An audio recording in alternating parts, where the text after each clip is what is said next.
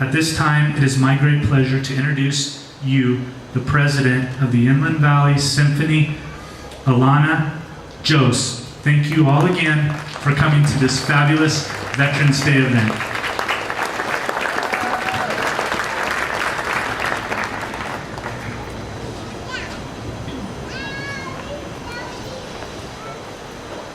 Good evening, everyone.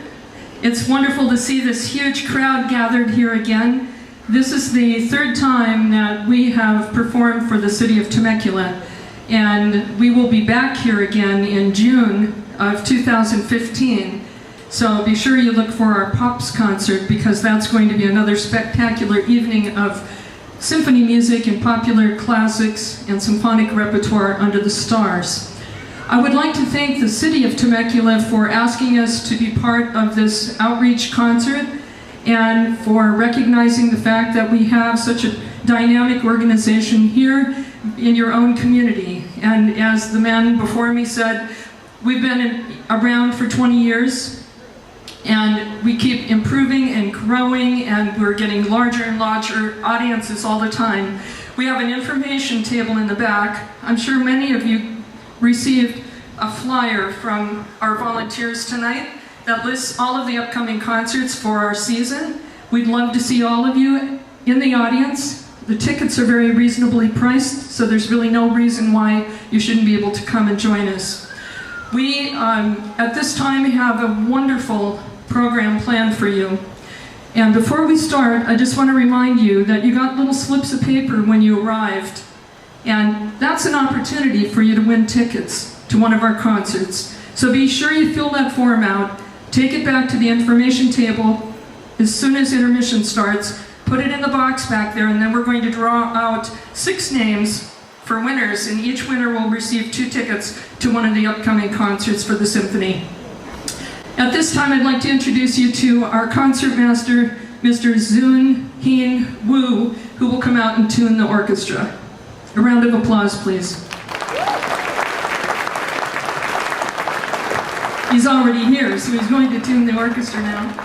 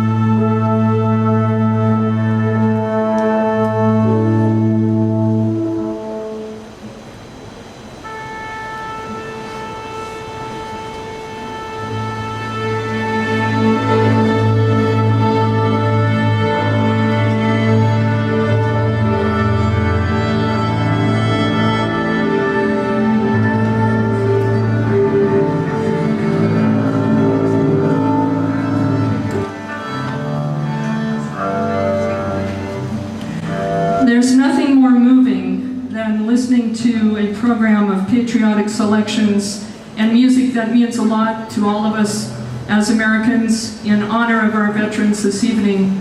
And there's no better way to do that than through music and through a beautiful symphony. So I hope you really enjoy our concert, because we're very happy to be here to join you. At this time, it's my great pleasure to introduce you to someone very special. We have engaged a new conductor for our orchestra to take us into our next 20 years, and it's my great pleasure to introduce you to the dynamic, wonderful conductor, Mr. John Mario.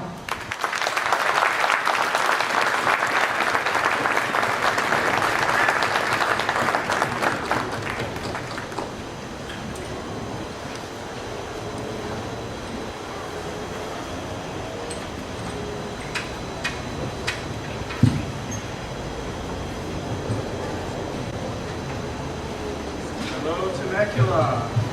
How are you all doing this evening? All right. First of all, I have some very bad news to tell you, and that is that Taylor Swift will not be appearing with us this evening. We get the acts just like Spotify. Are there any? Are there Taylor Swift fans here tonight? Taylor Swift. Then why is it she's selling so much music and we're playing for free?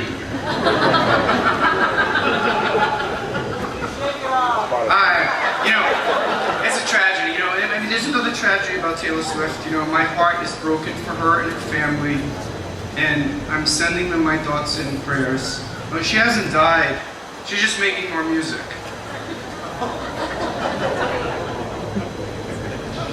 My percussion section, they're late. They're supposed to be, if there's a David Letterman show, they would be going. So let's begin our tribute to American music and American composers. It's great to be here on this lovely evening. We're going to start with the Liberty Bell, and that was written in 1893, originally written for a badly financed operetta called The Devil's Deputy. And shortly afterwards, Sousa was at the Columbian Exposition in Chicago, and he watched the spectacle America, during which a backdrop of the Liberty Bell was depicted. Thus, the Liberty Bell became the title of his completed march. He sold the Liberty Bell for publication. It was an immediate success. Now, we have our own miniature Liberty Bell. Alana, let's show it. There it is. And it has a little bull on the bottom. I don't know what that's all about, but there it is. And a couple of things before we do this is that I hope, number one, is that it sounds better than the one in Philadelphia. And number two is that our music didn't blow away in the wind tunnel while we were waiting here. Here's the Liberty Bell by Sousa.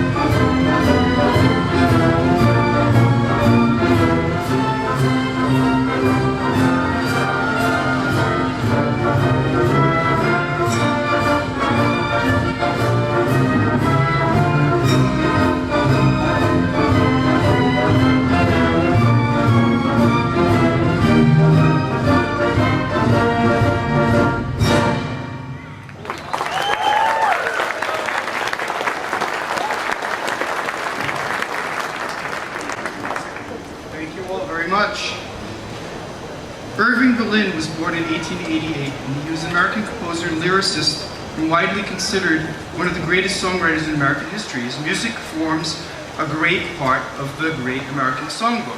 And he published his first song in 1907 and had his first major international hit, Alexander's Ragtime Band, in 1911.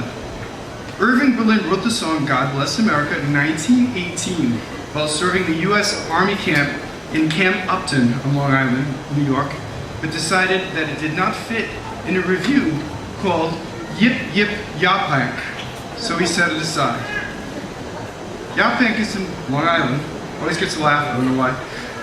1938, with the rise of Adolf Hitler, Berlin felt it was time to revive it as a peace song, and it was introduced on Armistice Day broadcast in 1938, sung by Kate Smith on her radio show.